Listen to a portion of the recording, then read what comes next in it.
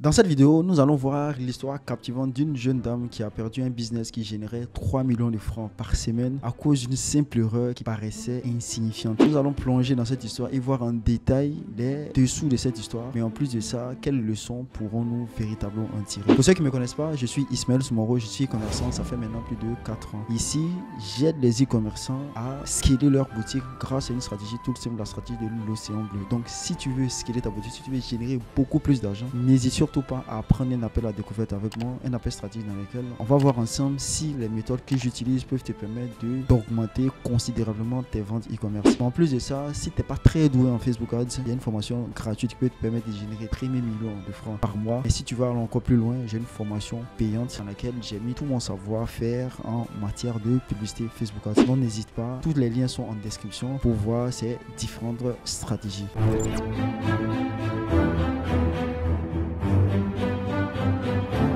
Vous connaissez peut-être l'expression une erreur peut coûter cher. C'est véritablement ce qui est arrivé à cette dame qui aujourd'hui est une de mes élèves. Mais bien avant cela, elle m'avait contacté, comme la majeure partie des gens qui me contactent, me demandaient qu'elle voulait prendre une formation. Mais de manière assez générale, lorsque quelqu'un veut prendre une formation avec moi, ce que je fais, j'essaie d'abord de l'écouter, les raisons, son business, pour voir si véritablement ma formation est adaptée. Donc dans la discussion, elle a commencé à m'expliquer ce qui était réellement arrivé. En fait, son histoire a commencé en 2023. Depuis l'année 2023, elle avait fini son diplôme et elle n'a pas voulu travailler dans une entreprise. Son but, elle avait toujours rêvé de monter son business. C'était un de ses rêves qu'elle voulait vraiment accomplir. Donc elle s'est tournée vers l'e-commerce. En ce moment, elle n'avait pas véritablement pris de formation. Elle avait pris des formations par-ci, là et là. C'est des petites formations. C'est-à-dire qu'elle avait un BABA qui lui permettait de pouvoir lancer cette publicité. C'est-à-dire faire un business. C'est pas un truc de tout repos. Ça demande beaucoup d'abnégation, beaucoup d'engagement et aussi énormément de résilience. Mais elle n'a pas lâché. Comme toujours, elle a persévéré. Elle a testé énormément de produits. C'est un cheminement assez classique du business, c'est-à-dire dès le départ, c'est pas sûr qu'on tombe sur des choses où on arrive véritablement à s'en sortir. Comme toute attente, elle est tombée sur un produit qui était hyper qualitatif. Elle est tombée sur un produit aussi qui répondait véritablement à un besoin assez pressant. Ça peut être un véritable game changer, c'est-à-dire tout peut se jouer sur un très bon produit, même si vous n'êtes pas trop bon en marketing. Mais si vous trouvez un produit réellement hyper bon, ça peut faire augmenter considérablement vos ventes. C'est comme ça qu'elle tombe sur un produit qui était assez prometteur, dans lequel elle a commencé à vendre énormément de produits. Pas beaucoup même au départ, mais elle arrivait quand même à vendre à s'en sortir. Mais c'est dans l'optique d'augmenter ses ventes, c'était plus ou moins de pouvoir trouver un média buyer qui va l'aider à scaler ses ventes. Donc elle contacte un média buyer qui lui avait quand même des années d'expérience et qui pouvait faire aussi des créatives, toutes ces choses là qui lui ont permis de pouvoir scaler sa boutique. Donc elle arrivait facilement à scaler une boutique. Elle a scalé sa boutique jusqu'à 2 millions, jusqu'à 3 millions semaine avec sa boutique en question. Donc vous pouvez le comprendre, elle a fait au moins je dirais 3 à 4 mois en train de vendre parce que le produit qu'elle avait choisi c'était un produit qui était très bon, c'était un produit qui répondait à un besoin, mais en plus de ça c'était un produit qui était efficace, donc il y avait une certaine récurrence, ce qui faisait qu'elle vendait tout le temps. C'est comme ça qu'elle a commencé à générer énormément d'argent avec son business, avec un de ses produits. Après peut-être le 3 à 4 mois, elle a constaté une baisse considérable de ses ventes. Quand elle a constaté la vente, c'est comme ça qu'elle a essayé de rentrer en contact avec le média buyer parce que se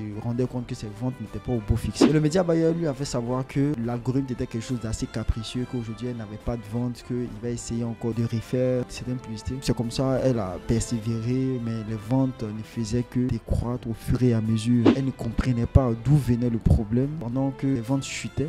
C'est un produit qui tournait aux alentours de 15 000 francs, donc elle arrivait à faire une vingtaine, quarantaine de livraisons journalières. À un moment, ses ventes ont commencé à descendre jusqu'à peut-être 5 livraisons par jour. Donc elle a constaté que véritablement son business était en train de partir en cacahuète. Elle a commencé à opérer ses enquêtes auprès de ses clients, les appeler et tout ça. C'est là qu'elle a constaté que son média buyer avait commandé un produit similaire à son produit et qu'il vampirisait un peu ses clients, c'est-à-dire maintenant lui-même il commandait ses produits et il vendait les produits à la place de la dame en question. Donc c'était une erreur pour elle, c'est vrai, ça a augmenté les ventes, mais chez le média buyer, qu'est-ce qu'il a constaté? Lui il ne s'est pas tapé le boulot, c'est-à-dire il n'a pas cherché de produit, il a juste vu un produit gagnant. Comme c'est lui qui s'occupait des différentes publicités et en plus de cela de ces différentes créatives, donc tout ce qui restait à faire, c'était de prendre ses produits et revendre lui-même personnellement. C'est un peu peu ça qui est très compliqué lorsqu'on fait de l'e-commerce, pour la simple bonne raison qu'il y a certaines choses qu'il faut s'en occuper personnellement, très important.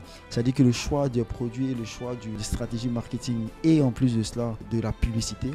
Raison pour laquelle j'exhorte la majeure partie du temps aux personnes de pouvoir eux-mêmes faire les différentes publicités. Pour ça, il y a une information gratuite qui peut te permettre de pouvoir générer de l'argent, mais en plus de ça, pour aller loin, pour être très au top de la publicité Facebook, il y a une formation en 2024 qui peut te permettre de pouvoir atteindre ça. Donc n'hésite pas à aller la prendre, je sais que ça peut véritablement. Maintenant, en plus aussi, si tu veux augmenter tes ventes, peut t'aider personnellement à te suivre pendant au moins 3 mois grâce à une stratégie, comme on l'appelle la stratégie de l'océan bleu, qui va te permettre de voir des nouveaux angles marketing, qui va te permettre de voir des tendances, de certaines choses qui vont te permettre de pouvoir générer beaucoup plus d'argent avec ton e-commerce. Donc tout ça, c'est en dessous de la description. Ce que vous devez retenir dans cette histoire, elle est très simple. Il y a des choses qui sont essentielles dans un business qu'on doit s'occuper personnellement. Si on grossit, c'est autre chose. C'est-à-dire si on atteint une taille considérable, il y a des choses qui ne sont pas très fragiles par rapport à ces genres de problèmes-là.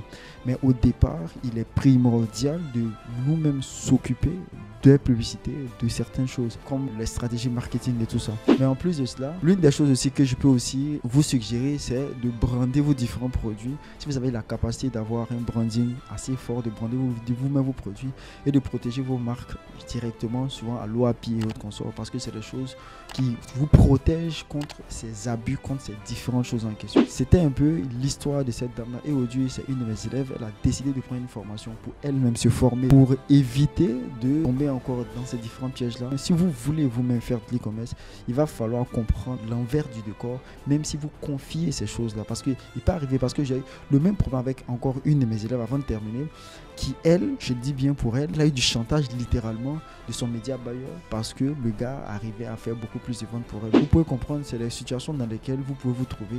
Donc le mieux, c'est d'être autonome. Ça peut vous éviter énormément d'ennuis. Donc si vous avez compris cela, n'hésitez surtout pas, comme je l'ai dit, de prendre la formation en description pour vous former d'abord, parce que ça va vous permettre de pouvoir être autonome. Mais si vous voulez scaler aussi, prenez un coaching. Moi, je vais vous aider avec des stratégies avancées, avec de l'optimisation, comme je l'ai dit. La stratégie que j'ai appelée la stratégie de l'océan bleu, qui va vous permettre de pouvoir être dans un environnement dans lequel vous pouvez scaler considérablement vos boutiques. Donc, les liens sont en description. Allez-y, n'hésitez surtout pas. Donc, pour ça, on va se dire à très bientôt encore pour d'autres vidéos. N'hésitez pas à vous abonner et à partager massivement.